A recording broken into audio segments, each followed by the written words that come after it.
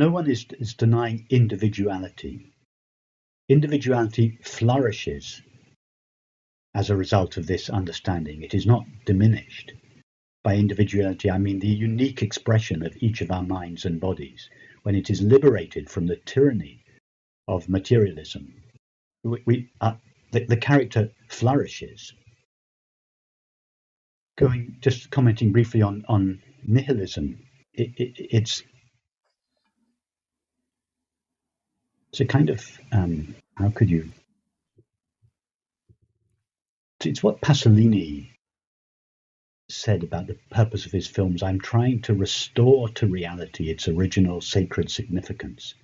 This is not a diminishing of reality. It's an upgrading of reality. Yes, it's nihilistic in a very limited sense, in that it denies the discrete, independently existing objects made out of matter that is the foundation of the materialist model. It denies, so it starts with a denial.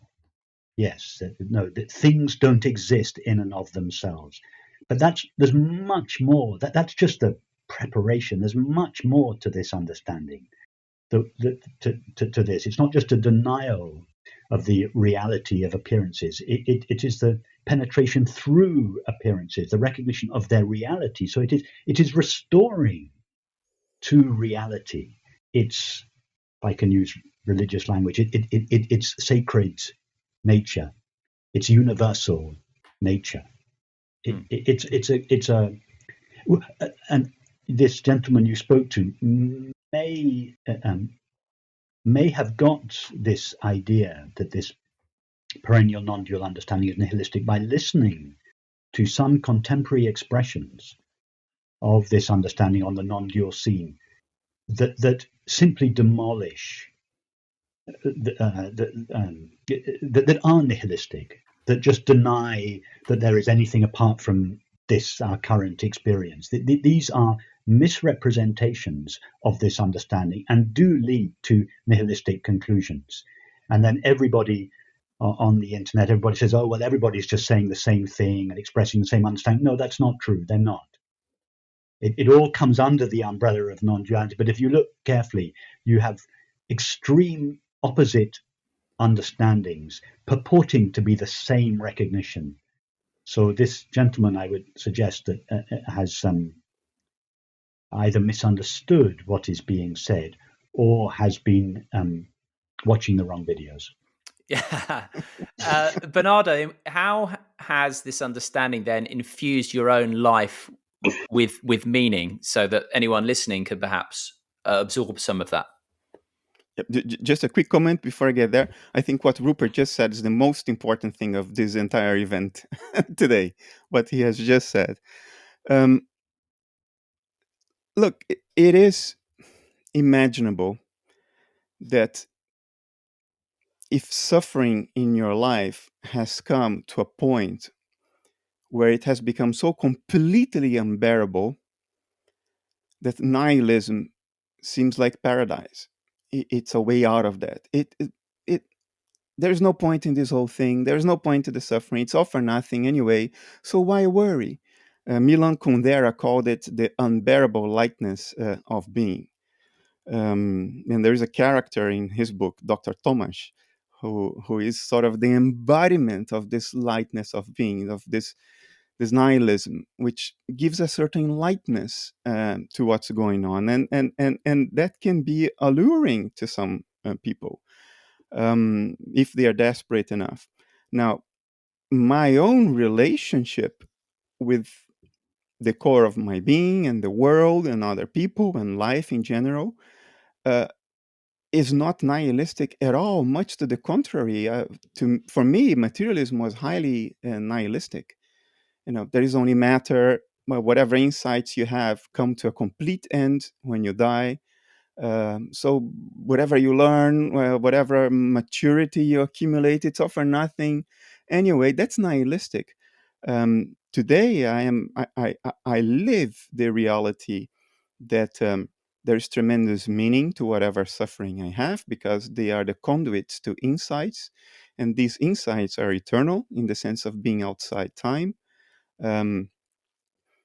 Life is what provides the universe with a perspective, a point of view on itself that it would otherwise not have, and therefore life is pregnant with purpose and meaning.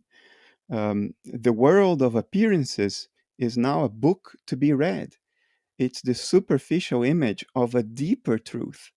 There is a dimension of depth, meaning, and significance to the entire world that wasn't there before.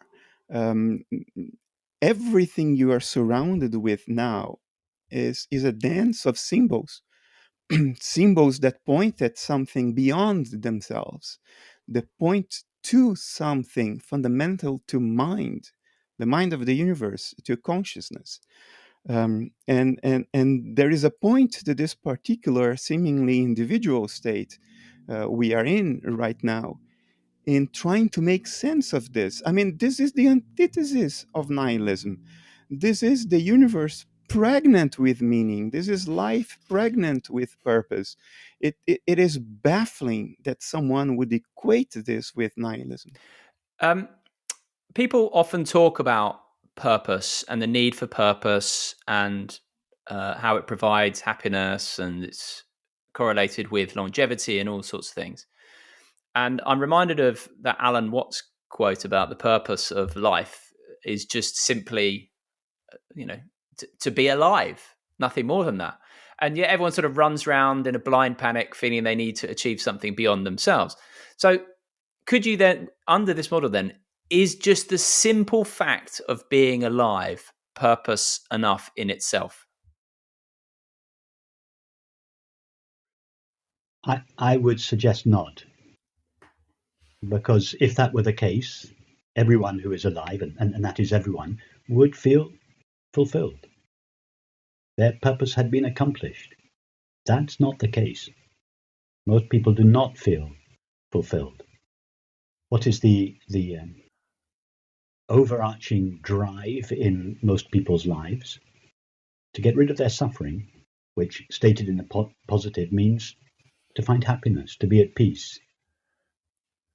So I would say, I actually think we have two purposes. I don't think it's enough to simply say the purpose of life is to find happiness. I think that is our primary motivation, and it relates to our inner experience. But I think there's a symmetrical purpose that relates to the way we live and act and relate in the world. So I think we could say that the purpose on the inside is to find peace, to find happiness, but our purpose on the outside is to express this understanding, to live this understanding, and communicate it, to demonstrate it, to share it, to celebrate it in our activities and relationships.